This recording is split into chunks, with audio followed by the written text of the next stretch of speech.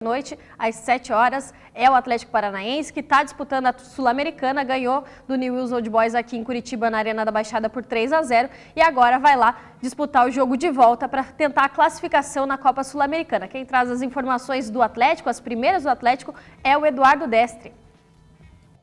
No Atlético, hoje é tarde e noite de decisão. Furacão vai buscar classificação dentro da Copa Sul-Americana contra o Newell's Old Boys, jogando às 7h15 da noite, horário de Brasília, no estádio Marcelo Bielsa.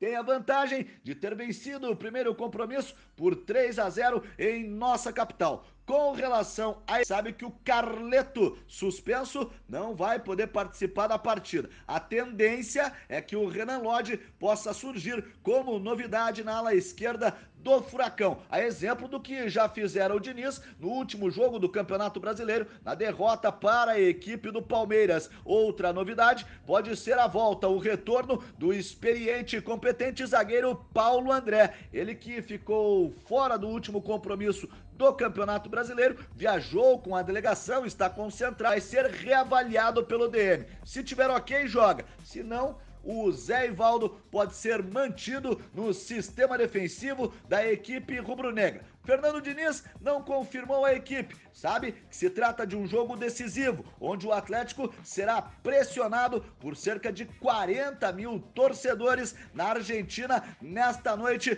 contra o Newell's. Assim sendo, o Atlético está focado, concentrado, não deve mudar a sua forma de jogar, o seu estilo de jogo, tem uma vantagem considerável, mas sabe que terá dificuldades jogando em Rosário contra a forte equipe do Newell's Old Boys. Por falar em equipe, já eu retorno aqui no Placar Transamérica, tentando esboçar o possível 11 a ser utilizado e confirmado pelo técnico Fernando Diniz nesta decisão de logo mais contra o Newell's pela Copa Sul-Americana. Mas por hora eu retorno com você aí nos estúdios do Placar Transamérica.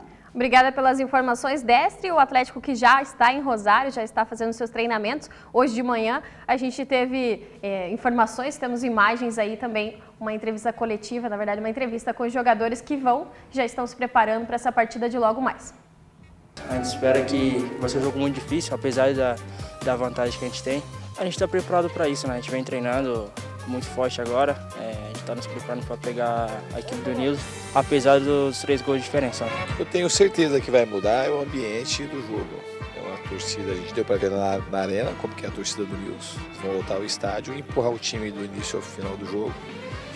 E eu tenho certeza também que eles vão tentar fazer de tudo para mostrar que o que aconteceu lá na arena, eles podem jogar muito melhor do que aquilo, de ser um time mais agressivo, mais aguerrido.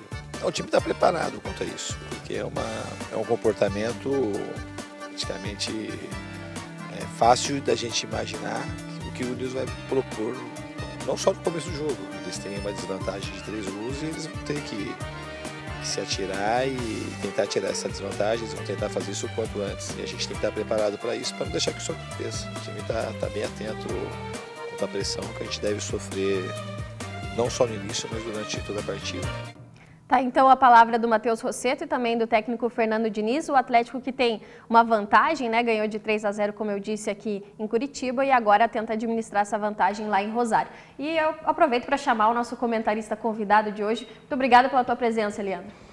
Obrigado a você, Marina, pelo convite. É um prazer estar aqui mais uma vez na expectativa do Atlético, né? Um jogo que tem a vantagem de 3 gols, mas o torcedor que não espere o Newell's como esteve aqui na Arena. O técnico Marde Felipe vai mexer em nada menos do que 7 peças do time que foi derrotado aqui por 3-0. Então, além do que o Fernando Diniz disse, de um time da torcida, da pressão e todo aquele clima que vai ser lá no estádio Marcelo Bielsa, o Colosso do Parque, um time muito modificado hoje à noite. Inclusive, o Marde Felipe, estudando o esquema de jogo do Atlético, vai colocar um volante especificamente para neutralizar as armações do Atlético, com a saída com talvez Rossetto, Camacho ou Lúcio, que são jogadores que, segundo ele, são os que vão começar essa jogada e eles têm a ideia de impedir essa saída de bola do Atlético, que é o ponto forte, segundo o técnico dos leprosos. E como você vê a equipe do Atlético, né? Vai vir da mesma forma que participou aqui em Curitiba, da mesma forma que jogou em Curitiba? Ou o técnico Fernando Diniz vai modificar sim, vai modificar a equipe? A forma de jogar não, porque o estilo continua, mas os jogadores, né? A base, ele vai manter ou muda? Pois é, fica a expectativa do Paulo André, né? O Paulo André está com dores nas costas, pode ser vetado, o Zé Ivaldo pode entrar. O Zé Ivaldo é quase que um quarto zagueiro dos titulares, né? Tem o Pavês, que já virou zagueiro, é volante de origem, mas virou zagueiro, então fica essa expectativa. E aí no meio de campo, a tendência é o mesmo time que jogou com o Palmeiras. Eu acredito que não vai mudar muito, Marina, não deve mudar muito o esquema. O próprio Diniz gosta que o time atue da mesma forma, tanto dentro quanto fora da arena. Então vai ser um jogo aberto, a tendência é a promessa de um jogo aberto.